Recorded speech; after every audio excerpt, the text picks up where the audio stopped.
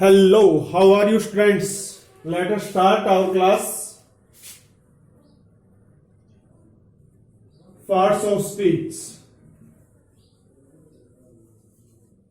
Parts of speech में हम पढ़ रहे थे pronoun.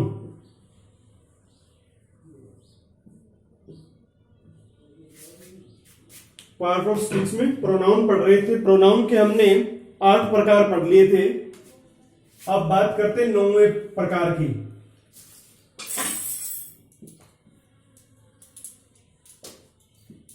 Interrogative pronoun. Interrogative pronoun पर्सनवाचक सर्वनाम। पर्सनवाचक सर्वनाम के अंदर 5 शब्द अपने पास हु, वॉम, हुज, विच और व्हाट। ये 5 शब्द है। ध्यान रखना, ये पर्सन पूछते हैं, आस्क क्वेश्चन। पर्सन पूछते हैं तो सेंटेंस के अंत में क्वेश्चन मार्क, इंटरोगेशन, पर्सनवाचक चिन्ह होता है। हु, वॉम, हुज और विच, व्हाट। हु और वॉम व्यक्ति के लिए प्रयोग में लिए जाते हैं।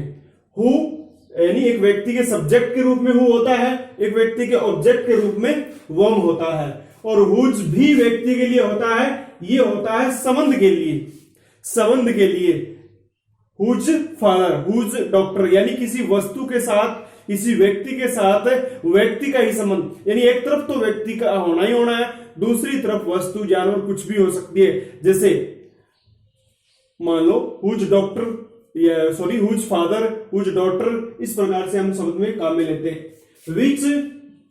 विच किसी विचार के लिए होता है, किसी वस्तु, जानवरों, लगभग वस्तु जानवरों के लिए काम में लिया जाता है, जो अर्थ देने के लिए।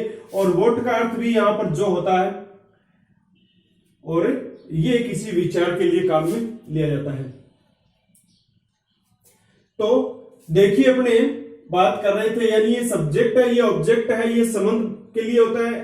और ये हाँ, यहां पर देखो, जो सॉरी अपने जो अर्थ नहीं है, जो तो रिलेटिव में पढ़ेंगे। यहां तो हु माने कौन, वॉम माने किसे, हुज किसका, और विच कौन सा, और ऐसा ही व्हाट क्या के लिए हम पढ़ते हैं। अब देखो, इन वाक्यों को किस प्रकार से हम सेंटेंस में लेते हैं।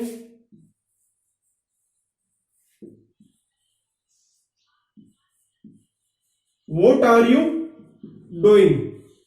अब जैसे ये आपका सेंटेंस है, और व्हाट यानी आप क्या कर रहे हैं, पर्सनवाचक है, सभी का अर्थ, यानी इसका कौन, किसे, किसका, विच भी किसका, और व्हाट क्या।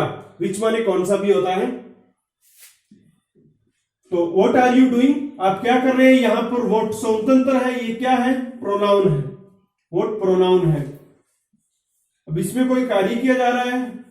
What is your name, what is your name, आपका नाम क्या है। तो किसी विशेष वस्तु के बारे में पूछा जा रहा है, तो व्हाट का प्रयोग इस प्रकार से आप करते हैं, ये प्रोनाउन है। और भी जैसे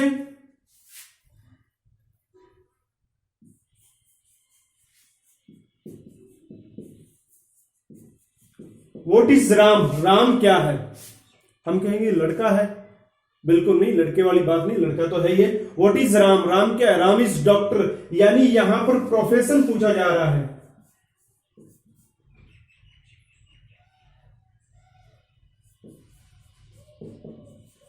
प्रोफेशन होता है व्यवसाय, यानी पूछा जा रहा है कि राम क्या है, राम डॉक्टर है, राम टीचर है, इस प्रकार की बात होती है। तो ये आपके व्हाट का प्रयोग प्रोनाउन के रूप में होता है। उसी प्रकार हु, वॉम, हुज, इसका भी देख लो। हु और वॉम और हुज व्यक्ति के लिए आते हैं।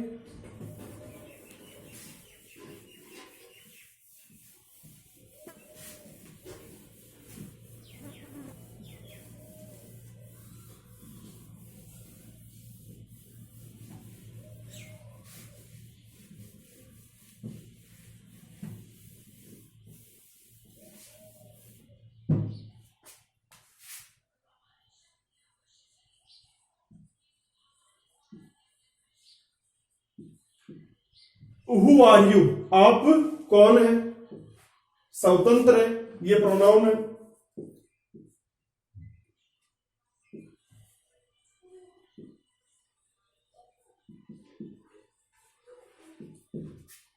हु वेंट देयर, इस वाक्य में हु प्रोनाउन है।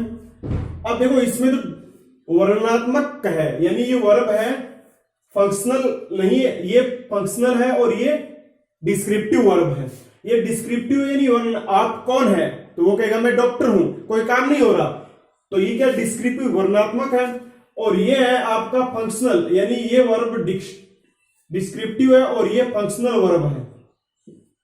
तो इसमें काम हो रहा है कि हु वेंट देयर, वहां कौन गया, वहां राम गया, वहां सुरेश गया, इस प्रकार से आप सेंटेंस तैयार करते हैं। तो ये हु शब्द है वो आपका क्या है, प्रोनाउन है। और कैसा प्रोनाउन, इंट्रोगेटिव प्रोनाउन, यानी पर्सन वाचक है, सर्वनाम है, ये आपको ध्यान में रखना है।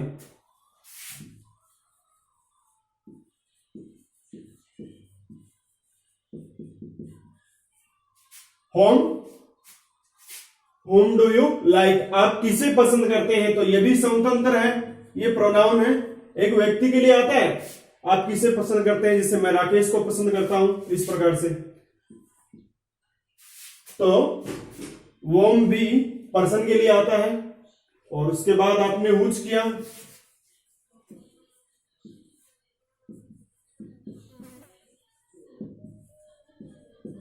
Whose is this car, whose is this car, ये कार किसकी है, तो यहां हुज व्यक्ति को बता रहा है, व्यक्ति का संबंध बता रहा है, किसी वस्तु का नहीं बता रहा। हाँ, वस्तु के साथ बता रहा कि ये कार किसकी है, हुज इज दिस कार, ये कार किसकी है। तो हुज इज दिस कार में आप ये कहोगे जैसे ये कार रमेश की है, ये कार सुरेश की है, नरेश की है, नीता की है, गीता की, जैसा भी आपके दिमाग में वाक्य आता है। तो हुज आपका क्या है, प्रोनाउन है। ध्यान रखना, हुज के तुरंत बाद में नाउन है तो ये एडजेक्टिव बन जाएगा। और वॉम और हु ये तो दो हमेशा ही प्रोनाउन ही रहते हैं, दो तो हमेशा ही प्रोनाउन रहते हैं, परंतु वॉट के साथ और हुज के साथ और विच के साथ यदि नाउन आ जाता है तो ये क्या बन जाते हैं, एडजेक्टिव बन जाते हैं। तो ये चीज आपको ध्यान में रखनी है। एक रहेगा आपका विच,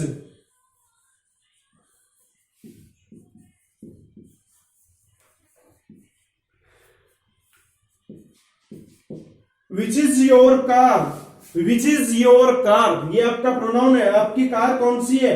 देखो इसमें हुज इज दिस कार, ये कार किसकी है, मतलब कार एक ही है और पूछा जा रहा है कि ये कार किसकी है। और यहां विच इज योर कार, यहां आपके पास विकल्प है, आपके पास क्या है, विकल्प है। और इसके तहत आप जैसे मान लो दो कारें खड़ी है, आपसे पूछा जा रहा है कि आपकी कार कौन सी है उन दो में से, ये पर्सन है विच इज योर कार, तो ये आपका प्रोनाउन है। तो ये आपने देखे। अब देखो वॉट और विच में थोड़ा सा डिफरेंस बताते अपने, यानी ये विकल्प के लिए आता है, ऑप्शन के लिए इसका प्रयोग किया जाता है, ऑप्शन के लिए ये प्रयोग में लिया जाता है विच। ये पांचों आपने प्रोनाउन पढ़े हैं, ये इंट्रोगेटिव प्रोनाउन है, पर्सन वाचक है, सर्वनाम है।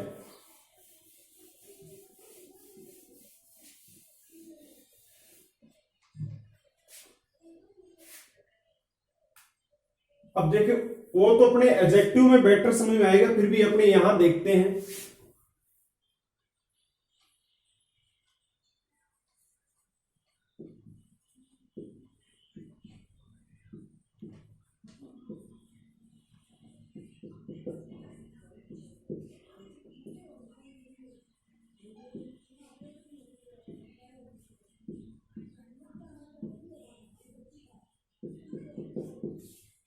जैसे ये वाक्य है, which colour do you like, what colour do you like. ध्यान रखना, हम विच वोट यहां प्रोनाउन के रूप में पढ़ के आए, ये प्रोनाउन तो नहीं है, ये क्या है, एडजेक्टिव। एडजेक्टिव क्यों है कि इनके तुरंत बाद क्या है, नाउन है, कलर नाउन है और नाउन से पहले आया वो एडजेक्टिव है। परंतु इनका डिफरेंस कैसा कि which colour do you like, what colour do you like. एक तो ये आपसे पूछा जाता है कि आपको कौन सा रंग पसंद है, और यहां भी यही है, आपको कौन सा रंग पसंद है। अर्थ एक ही है, लेकिन ये दो वाक्य क्यों प्रयुक्त हुए हैं, ये इसलिए प्रयुक्त हुए हैं कि जब ये सेंटेंस बोला जा रहा है कि what colour do you like, आपको कौन सा रंग पसंद है, तो इसका मतलब पूछने वाला व्यक्ति आपको कोई ऑप्शन नहीं देता है, वो केवल आपसे प्रश्न कर रहा है कि आपको कौन सा रंग पसंद है। आप जैसे मान लो रास्ते में जा रहे हैं, कहीं खड़े हैं, आपको कौन सा रंग पसंद है, तो आप कहेंगे मुझे लाल रंग पसंद है, रेड कलर पसंद है, तो वो पर्सन है व्हाट कलर वाला, ठीक है ना। और ये अब आप स्वतंत्र है, आप क्या इसमें स्वतंत्र है, कोई भी एग्जाम्पल, कोई भी कलर का नाम ले सकते हैं, परंतु यहां ऐसा नहीं है, यहां आप स्वतंत्र नहीं है। आपके सामने ऑप्शन होंगे, आपके सामने क्या होंगे, ऑप्शन होंगे, जैसे रेड या ग्रीन आ गया, which colour do you like, red green, यानी आपको लाल रंग पसंद है या ग्रीन। आप अब देखो केवल 2 नहीं, 4 हो सकते हैं, 5 हो सकते हैं, वो सामने होते हैं। माना कि आपको उन 5 में से कोई भी पसंद नहीं है, परंतु यहां आपसे यह नहीं पूछा गया है कि आपको पसंद है या नहीं।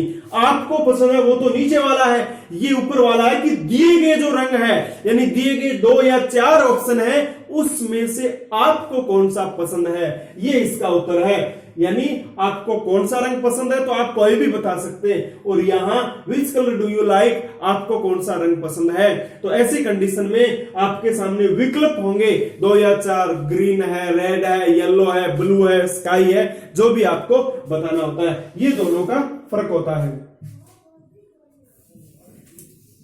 इसके बाद बात करते हैं अपने रिलेटिव प्रोनाउन की।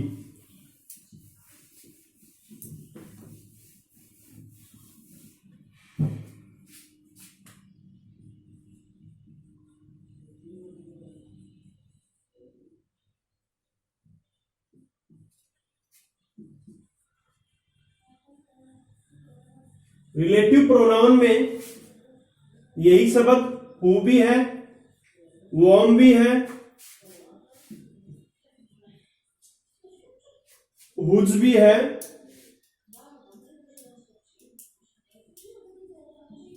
विच भी है,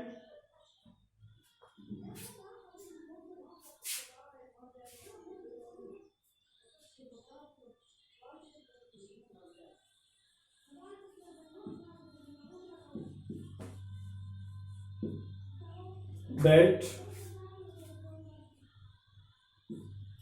देखो ये relative pronoun as a conjunction के रूप में कार्य करते हैं, एज ए कंजक्शन के रूप में काम करते हैं।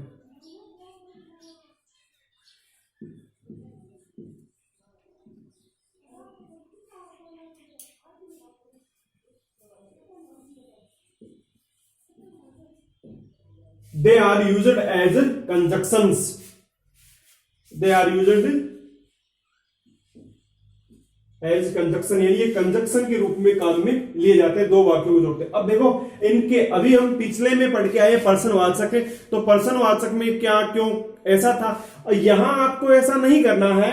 अब यहां जो होगा, इनका अर्थ पर्सनवाचक है ही नहीं, बिल्कुल भी नहीं है। जैसे आप वाक्य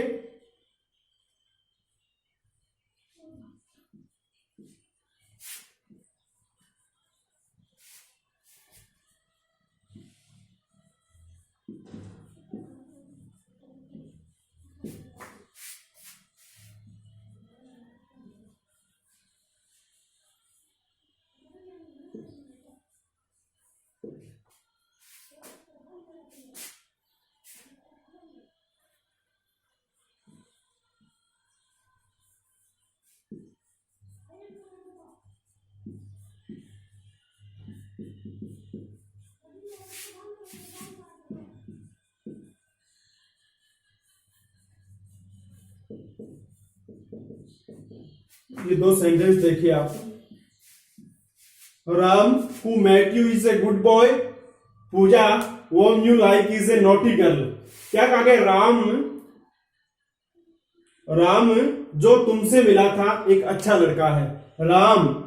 राम जो तुमसे मिला था एक अच्छा लड़का है। तो यहां आप क्या निकाल रहे हैं, जो राम जो तुमसे मिला था एक अच्छा लड़का है, यानी ये 2 वाक्यों को जोड़ रहे हैं। 2 वाक्य कौन से हैं, एक तो राम मेट यू, एक तो वाक्य है राम मेट यू, राम तुमसे मिला था, और एक है he is a good boy, he is a good boy. दोनों वाक्यों को, यानी ये आपके पास दो सेंटेंस थे, दो क्लोज थे और आपने इनको सबऑर्डिनेटिंग कंजक्शन के द्वारा आपस में जोड़ दिया। ये सबऑर्डिनेटिंग कंजक्शन है, ये जो वर्ड है छह के छह क्या है, सबऑर्डिनेटिंग कंजक्शन के रूप में भी काम में लिए जाते हैं। तो दो वाक्य कौन कौन से, देखो एक तो राम मेट यू, राम आपसे मिला था, और he is a good boy. जब आपने दोनों को एक साथ जोड़ा तो ये वाक्य बना, राम जो तुमसे मिला था इज ए गुड बॉय, अच्छा लड़का है। राम जो तुमसे मिला था अच्छा लड़का, सेंटेंस आपने एक बना दिया। तो ऐसी कंडीशन में आपका जो हु है वो क्या है, रिलेटिव प्रोनाउन है। हु क्या है, रिलेटिव प्रोनाउन है। हु रिलेटिव प्रोनाउन है। नीचे वाला देखो, Pooja whom you like is a naughty girl. देखो वाक्य कैसा है, Pooja whom you like is a naughty girl. तो दो वाक्य देखो, Pooja is a naughty girl, Pooja is a naughty girl, और एक है you like her, you like her. दो सेंटेंस आपके पास है, आपने दोनों क्लोजेस को सबऑर्डिनेटिंग कंजक्शन वोम के द्वारा जोड़ दिया है। तो ऐसी कंडीशन में ऐसा वाक्य बनता है। वाक्य दो कैसे थे कि पूजा एक शरारती लड़की है और तुम उसे पसंद करते हो, तो इन दोनों को आपस में जोड़ा तो पूजा जिसे तुम पसंद करते हो एक शरारती लड़की है। तो ये सेंटेंस बनके तैयार होता है। तो ऐसी कंडीशन के अंदर क्या है, जिसे पूजा जिसे तुम पसंद करते हो इज ए नोटी गर्ल, एक शरारती लड़की है। तो यहां जिसे है, किसे नहीं है। इंट्रोगेटिव प्रोनाउन में क्या था, किसे, और वो भी वाक्य के अंत में आ रहा, आरंभ में आ रहा था, और अंत में क्या था, क्वेश्चन मार्क था। देखो क्वेश्चन मार्क वगैरह से तो हम पता नहीं लगा सकते, क्योंकि जैसे बोलचाल के अंदर तो क्वेश्चन मार्क का प्रयोग भी नहीं किया जाता। तो हम सेंटेंस का पैटर्न देखकर ही पता लगाते हैं कि ये कैसा है। तो ये आपके पास हु और वोम दोनों के दोनों क्या है, रिलेटिव प्रोनाउन है। तो इसी प्रकार से अगले शब्दों का प्रयोग होगा।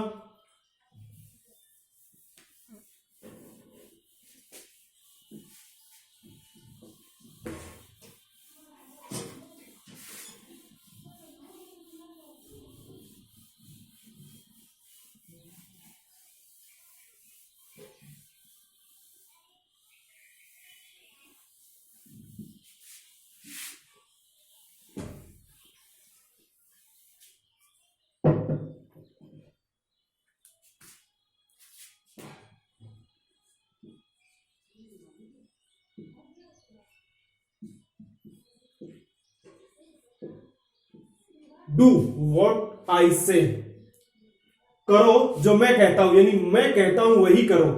जो कह सकते हो या वही कह सकते हैं आप इसे। इसके अलावा तो ये आपका क्या हो गया, रिलेटिव प्रोनाउन हो गया। पर्सनवाचक नहीं है, क्या अर्थ नहीं दे रहा है कि करो क्या मैं कहता हूं, ऐसा नहीं है। मैं कहता हूं जैसा करो, मैं कहता हूं जो करो, मैं कहता हूं वही करो। इस प्रकार से आप इस शब्द का अर्थ निकाल सकते हैं। और विच की बात करते हैं, जैसे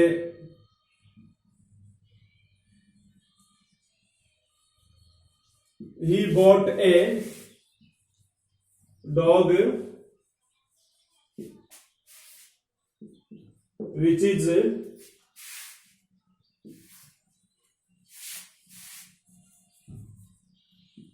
डेंजरस, कि ही बॉट ए डॉग, उसने एक कुत्ता खरीदा है, विच जो इज डेंजरस, खतरनाक है, जो खतरनाक है। तो ऐसी कंडीशन में आप यहां जो लेके आ रहे हैं, जो का प्रयोग कर रहे हैं। तो ये भी आपका क्या है, प्रोनाउन है। और कौन सा प्रोनाउन है, रिलेटिव प्रोनाउन है। अब देखो, अभी जो आप रिलेटिव प्रोनाउन पढ़ रहे हैं, रिलेटिव प्रोनाउन के दो काम होते हैं। रिलेट यानी एक तो रिलेशन शो करते हैं, यानी यही शब्द आपने कहा पढ़े थे पिछले प्रोनाउन में। पिछला कौन सा था, इंट्रोगेटिव प्रोनाउन था, और ये रिलेटिव प्रोनाउन है। तो जब आपने इंट्रोगेटिव पढ़ा था, जब आपने इंट्रोगेटिव प्रोनाउन पढ़ा था,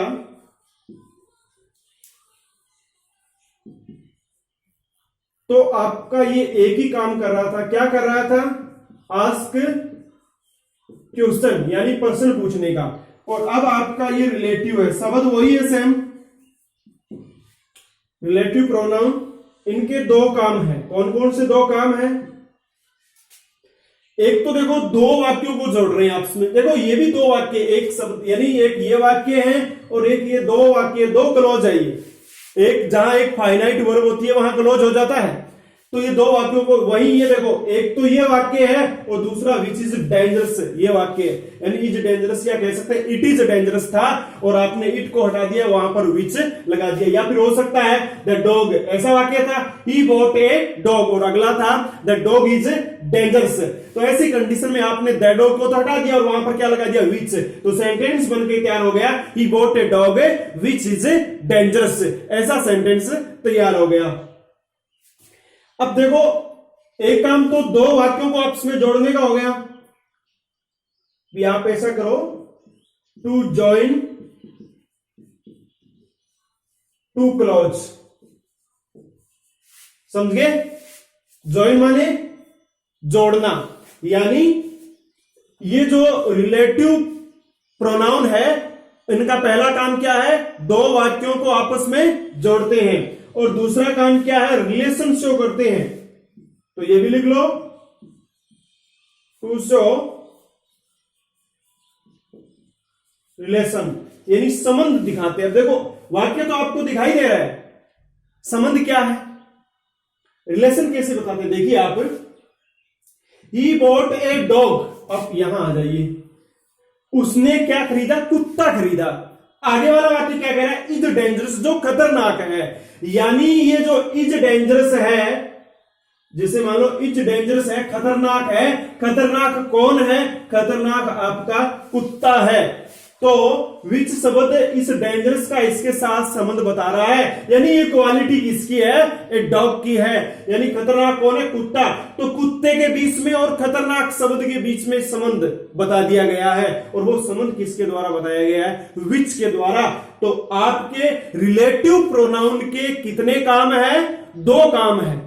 पहले किया आपने इंट्रोगेटिव प्रोनाउन, वही शब्द थे सेम, इसमें एक डेट और जोड़ दिया गया है, तो वहां एक ही काम था, asking question, to ask question, प्रश्न पूछना, और यहां दो है, टू जॉइन टू क्लॉजेस, दो वाक्यों को जोड़ना है, टू शो रिलेशन, और संबंध बताना, यानी उस जो कंजक्शन है उसके बाद वाला और उससे पहले वाले के बीच में आपस में संबंध बताया जाता है।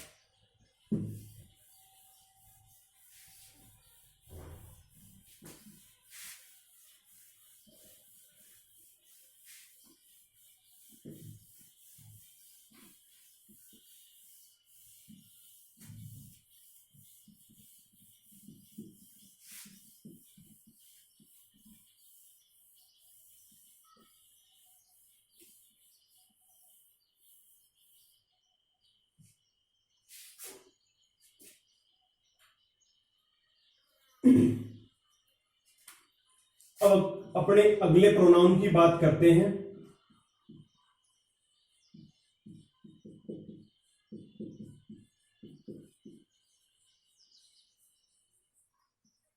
अगला प्रोनाउन है इंडेफिनेट प्रोनाउन। इंडेफिनेट होता है अनिश्चयवाचक, यानी जहां कोई निश्चितता नहीं होती, जहां कोई निश्चितता नहीं होती। इसमें कई शब्द हैं, एक तो जैसे बड़ी वाले शब्द, एक वन वाले शब्द, और एक थिंग वाले, जैसे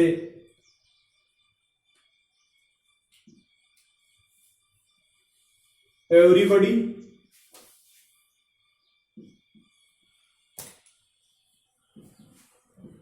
everything,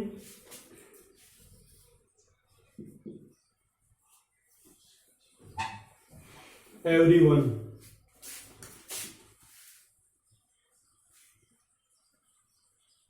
somebody,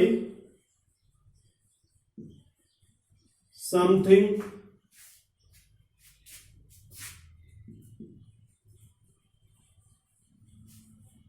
someone।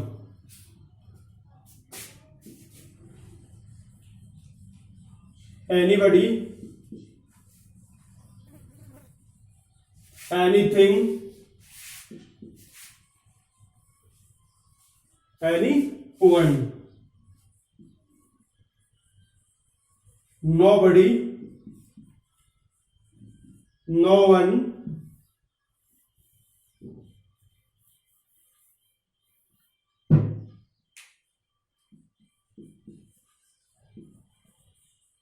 nobody, nothing, no one, या जिसे इसे नन भी कह देते हैं अपनी, बड़ी बड़ी बड़ी, everybody, somebody, anybody, nobody, everything, something, anything, nothing, everyone, someone, anyone, no one, या इधर से याद कर लो एवरीबडी, समबडी, एनीबॉडी, नोबॉडी, या फिर इधर से याद कर लो everybody, everything, everyone, somebody, something, someone, anybody, anything, anyone, nobody, nothing, no one. इस प्रकार से ये कितने हो गए 12 शब्द, और ये 13वां मान लो नो वन या नन भी लिखा जाता है। तो ये आपका इंडेफिनिट प्रोनाउन है। इसके अलावा जैसे वन शब्द है, जैसे सम है, एनी है, लिटिल है, फ्यू है, मैनी है,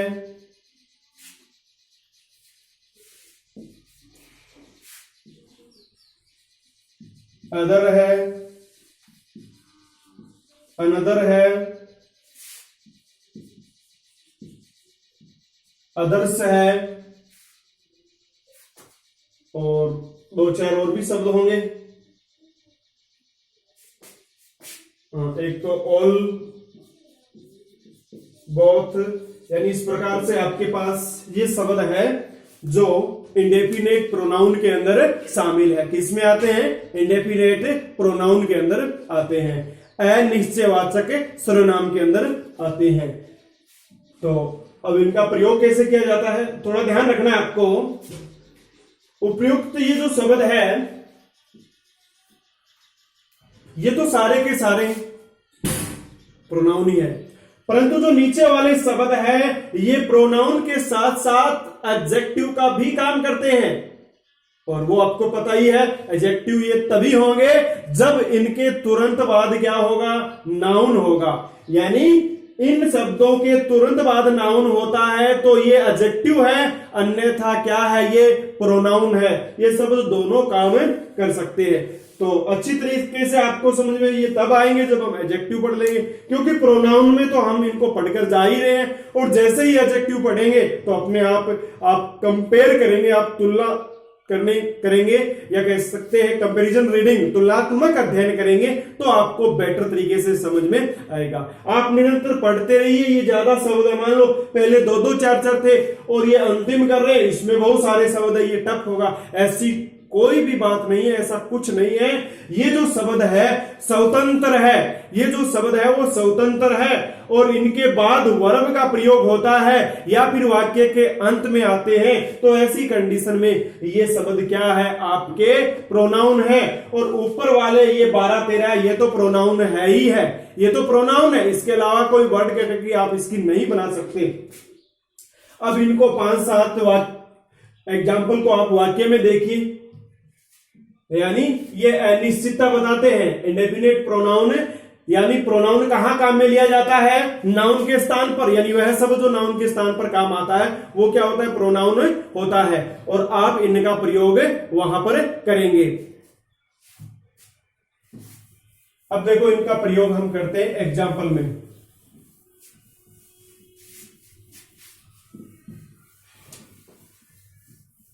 सेंटेंस के अंदर देखते हैं।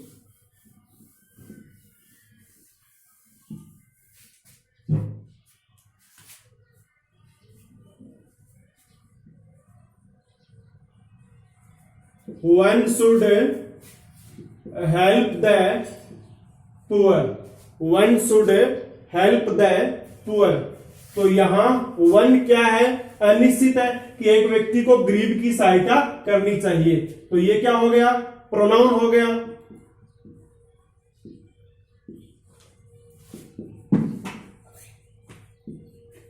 नोबडी नोज मी, मुझे कोई नहीं जानता। तो यहां पर नोबडी क्या हो गया, आपका प्रोनाउन हो गया।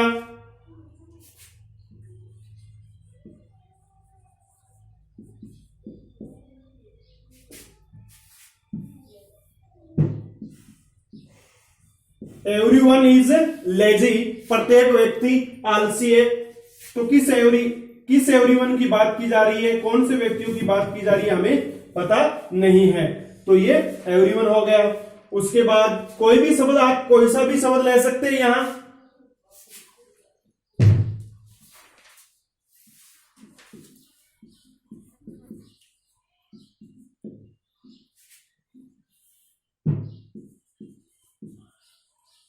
बोथ ऑफ अस, हम में से दोनों या हम दोनों तैयार है। तो बोथ आपका क्या है, प्रोनाउन है, ये प्रोनाउन है। ऐसा all of the students, all of आ जाता है।